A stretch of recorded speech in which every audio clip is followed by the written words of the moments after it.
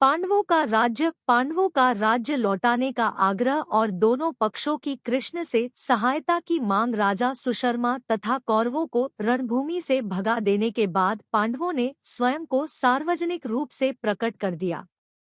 उनका असली परिचय पाकर राजा विराट को अत्यंत प्रसन्नता हुई और उन्होंने अपनी पुत्री उत्तरा का विवाह अर्जुन के पुत्र अभिमन्यु के साथ बड़े ही धूमधाम के साथ कर दिया। इस विवाह में श्री कृष्ण तथा बलराम के साथ ही साथ अनेक बड़े बड़े राजा महाराजा भी सम्मिलित हुए।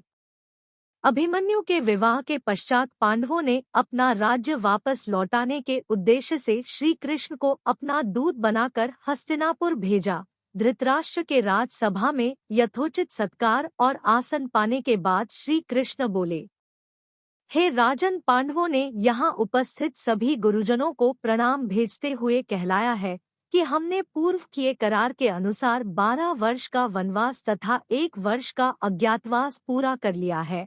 अब आप हमें दिए वचन के अनुसार हमारा आधा राज्य लौटा दीजिए। श्री कृष्ण के वचनों को सुनकर वहां उपस्थित भीष्म, विदुर, द्रोण आदि गुरुजनों तथा परशुराम, कण्व आदि महर्षिगणों ने धृतराष्ट्र को समझाया कि वे धर्म तथा न्याय के मार्ग में चलते हुए पांडवों को उनका राज्य तत्काल लौटा दें, किंतु उनकी इस समझाइश को सुनकर दुर्योधन ने अत्यंत क्रोधित होकर कहा, ज्येष्ठ पुत्र होने के नाते इस राज्य पर मेरे पिता धृतराष्ट्र का अधिकार था, किंतु उनके अंधत्व का लाभ उठाकर चाचा पांडु ने राजसिंहासन पर अधिकार कर लिया।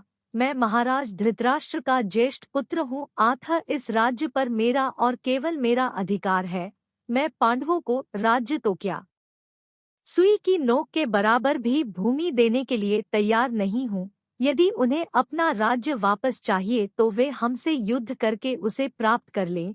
उपस्थित समस्त जनों के बारंबार समझाने के बाद भी दुर्योधन अपनी बात पर अडिग रहा और श्री कृष्ण वापस पांडवों के पास चले आए और दोनों पक्षों में युद्ध की तैयारी होने लगी।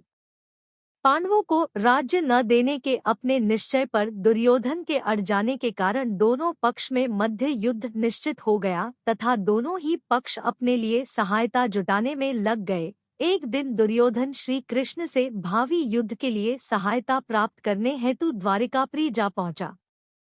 जब वह पहुंचा उस समय श्री कृष्ण निद्रा मग्न थे, अतएव वह उनके सिरहाने जा बैठा। इसके कुछ ही देर पश्चात पांडुतन्य अर्जुन भी इसी कार्य से उनके पास पहुँचे और उन्हें सोया देखकर उनके पैताने बैठ गए। जब श्री कृष्ण की निद्रा टूटी तो पहले उनकी दृष्टि अर्जुन पर पड़ी। अर्जुन से कुशल क्षेम पूछने के भगवान कृष्ण ने उनके आगमन का कारण पूछा। अर्जुन ने कहा, भगवान, मैं भावी युद्ध के लिए आपसे सहायता लेने आया हूँ। अर्जुन के इतना कहते ही सिरहाने बैठा हुआ दुर्योधन बोल उठा, हे कृष्ण, मैं भी आपसे सहायता के लिए आया हूँ। चूंकि मैं अर्जुन से पहले आया हूँ इसलिए सहायता मांगने का पहला अधिकार मेरा है। दुर्योधन के वचन सुनकर भगवान कृष्ण ने घूमकर दुर्योधन को देखा और कहा, हे दुर्योधन, मेरी दृष्टि अर्जुन पर पहले पड़ी है और तुम कहते हो कि तुम पहले आए हो, अतः मुझे तुम दोनों की ही सहायता करनी पड़ेगी। मैं तुम दोनों में से एक को अपनी पूरी सेना दे दूंगा और दूसरे के साथ मैं स्वयं रहूंगा, किंतु मैं न तो युद्ध करूंगा और न ही शस्त्र धारण करूंगा। अब तुम लोग निश्चय कर लो कि किसे क्या चाहिए। अर्जुन ने श्री कृष्ण को अपने साथ रखने की इच्छा प्रकट की, जिससे दुर्योधन प्रसन्न हो गया, क्योंकि वह तो श्री कृष्ण पहले आया हूँ इसलिए सहायता मांगने का पहला अधिकार मेरा है।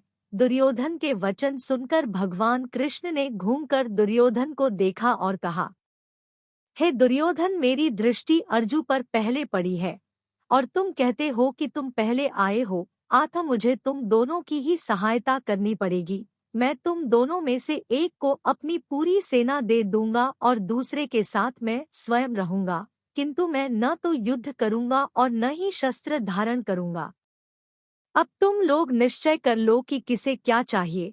अर्जुन ने श्री कृष्ण को अपने साथ रखने की इच्छा प्रकट की, जिससे दुर्योधन प्रसन्न हो गया, क्योंकि वह तो श्री कृष्ण की विशाल सेना लेने के लिए ही आया था। इस प्रकार श्री कृष्ण ने भावी युद्ध के लिए दुर्योधन को अपनी सेना दे दी और स्वयं पांडवों के साथ हो गए। दुर्योधन के जाने के बाद श्री कृष्ण ने अर्जुन से पूछा, हे पार्थ, मेरे युद्ध नहीं का निश्चय के बाद भी तुमने क्या सोचकर मुझे मांगा? अर्जुन ने उत्तर दिया, भगवान, मेरा विश्वास है कि जहाँ आप है वहीं विजय है, और फिर मेरी इच्छा है कि आप मेरा सारथी बने। अर्जुन की बात सुनकर भगवान श्री कृष्ण ने उनका सारथी बनना